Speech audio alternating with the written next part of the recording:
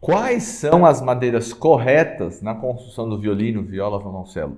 Em madeira nacional, será que serve? Vamos lá. Fala pessoal, tudo bem? Aqui quem fala novamente do tio William Vasconcelos. Nesse vídeo, eu já fiz esse vídeo uns 3, 4 anos atrás, mas como sempre tem gente chegando nova no canal, eu falei, eu vou fazer porque já faz um tempo. Falando sobre as madeiras, para vocês conhecerem, porque alguém ainda não sabe, ou com certeza vai aprender alguma coisa nova nesse vídeo. Quais são as madeiras tradicionais na construção do violino, viola, violoncelo, contrabaixo? E a madeira nacional, ela serve, ela é tão boa quanto a tradicional? É bom, não é? A gente vai ver isso nesse vídeo. Mas antes de eu entrar diretamente na madeira, é muito importante eu falar. Não adianta de nada, porque às vezes o pessoal pensa isso, em ter uma madeira boa, automaticamente eu tenho um instrumento bom. Infelizmente não é assim, tá? Ter um instrumento bom não significa que é só a madeira, né? Ou seja, se eu comprar a madeira mais cara que tem, o instrumento meu já vai ser bom? Não. Eu considero muito mais importante,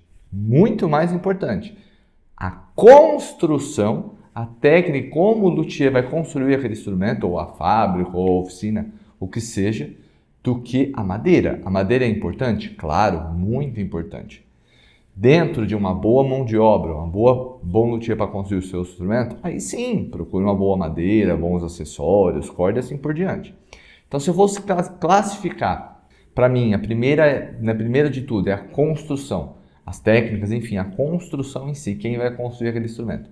Depois, a madeira e depois a montagem, a manutenção final ali, que é corda, cavalete, alma, enfim, tudo aquilo.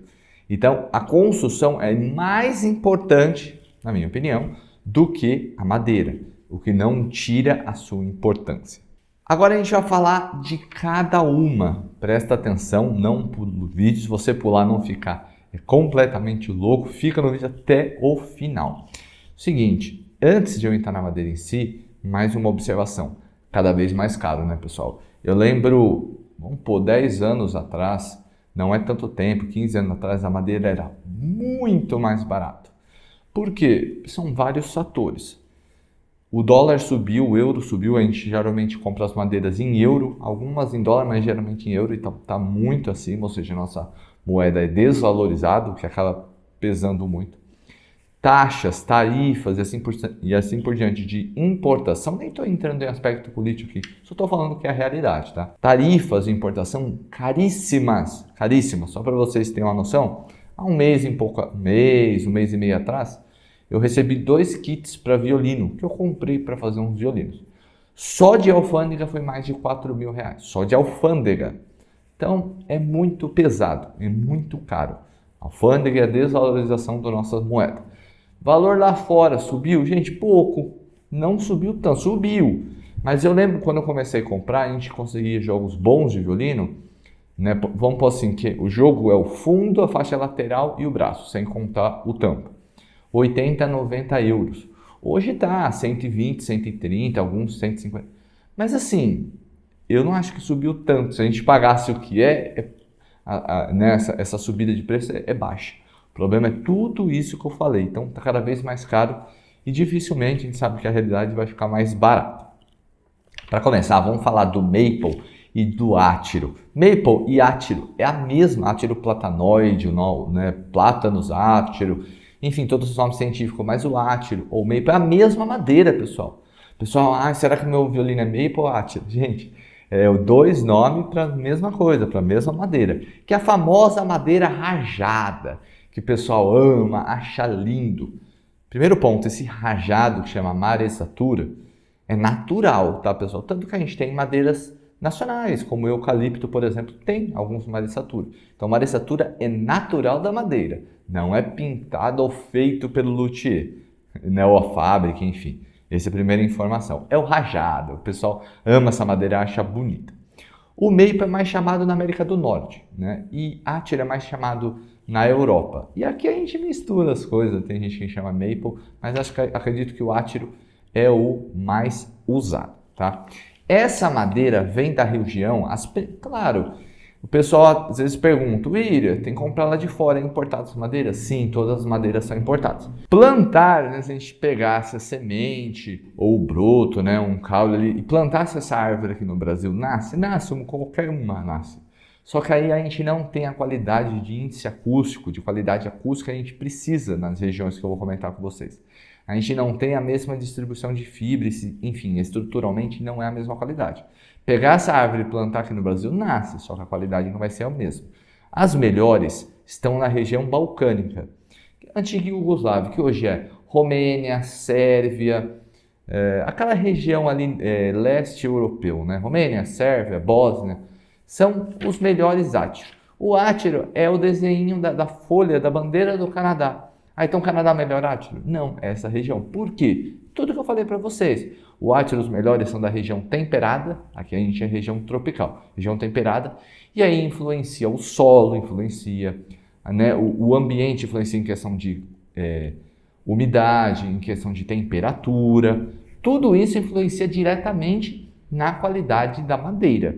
Então é por isso que, infelizmente, aqui se plantasse não teria qualidade. O átiro é uma madeira dura, não é extremamente dura, eu vou começar a comentar de outra aqui, mas é uma madeira rígida, justamente para essas partes que precisam ser mais rígidas, que é o braço do instrumento, as faixas laterais e o fundo, né? Então por que não faz no tampo, William? Porque o tampo tem outra função, o tampo precisa ser flexível.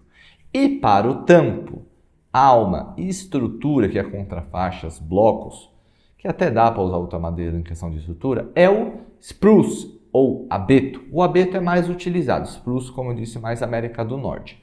Também, dois nomes para a mesma madeira, que é o abeto excelsior. Tem um nome que eu não lembro direito agora, faz tempo que eu não leio o nome científico, mas a gente conhece mais como abeto ou spruce. Já essa também dá para plantar aqui, mas a qualidade não é a mesma. É uma madeira muito mais mole, é uma madeira flexível, como tem que ser o tampo. O tampo funciona como se fosse uma membrana, uma pele, tem que ser flexível para distribuir as vibrações. O abeto, né, é das regiões, os principais é da região ártica. Os melhores é ali no Vale do Fiemme, no Parque do Panevédio, que pega a parte da Alemanha, a parte da Itália, até um pedacinho da Suíça, que é região montanhosa, altas. Os abetos estão em montanhas, inclusive às vezes alguns abetos, depende da região, passa muito tempo, né, do ano, uma boa época, coberto de neve, de gelo até uma parte. Então os melhores é justamente da região ártica, muito frio. Então por isso fica caro, tudo a gente tem que importar. Então maple, fundo, braço e faixas laterais, e o abeto, a alma, o tampo e estruturas, tá? Agora falando de uma outra, que é o ébano, né? O ébano também muito utilizado em muitos lugares, que é aquela madeira preta, e é preta mesmo, não é pintada. Ah, William, mas não pode usar o espelho pintado, antes que alguém pergunte? Pode, tudo bem, mas o ébano verdadeiro é preto, ele tem uma casca marrom por fora, mas quando é corta ele é preto por dentro.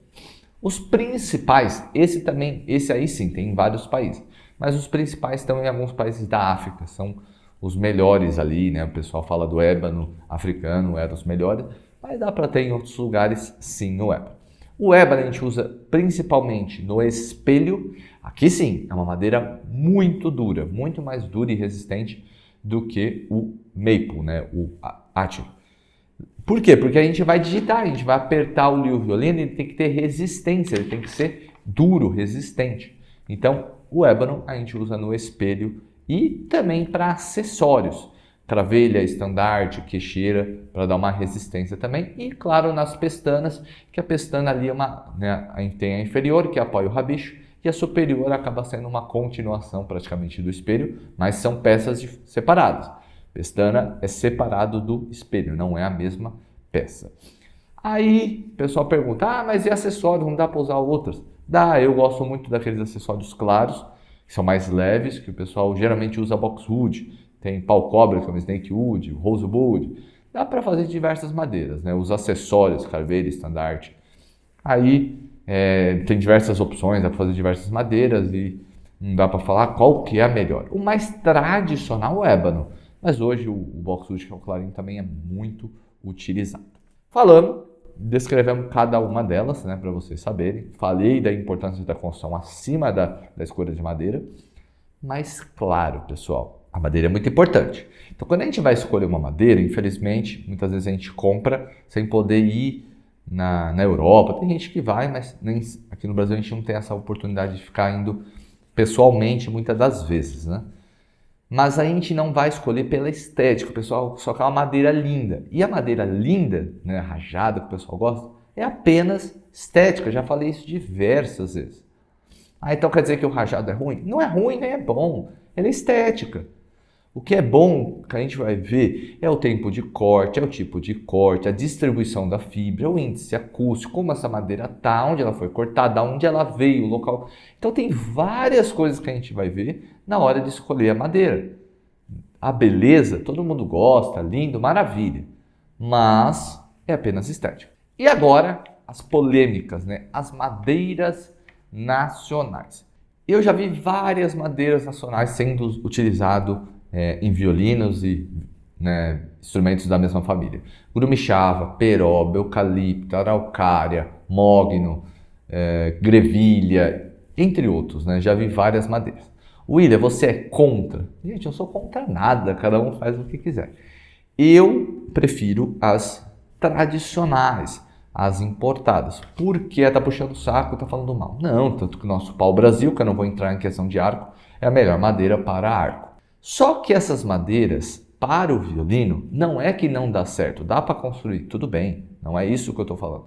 Mas às vezes não vai entregar aquele timbre, aquela característica do som clássica do instrumento. Às vezes altera. E principalmente estética. Estética a gente sabe que muda bastante aí a questão estética das madeiras. O que eu acho é ruim? Não é ruim. Ah, William, você é contra? Não sou contra. Mas já que é para construir instrumento caro, instrumento de alto nível, eu prefiro ir para as madeiras tradicionais. Mas nada contra a madeira nacional. Eu vou escolher, eu prefiro a tradicional mesmo, mas deixa aí nos comentários se você tem um instrumento de madeira nacional, se você gosta, não gosta, e quais são as madeiras do seu instrumento. Espero que vocês tenham gostado, não se esqueça de inscrever, deixa o like, vem fazer parte do nosso membro, o grupo do membro está crescendo, tem um grupo fechado do WhatsApp, venha fazer parte e compartilhe esse vídeo. Vou ficando por aqui, tchau!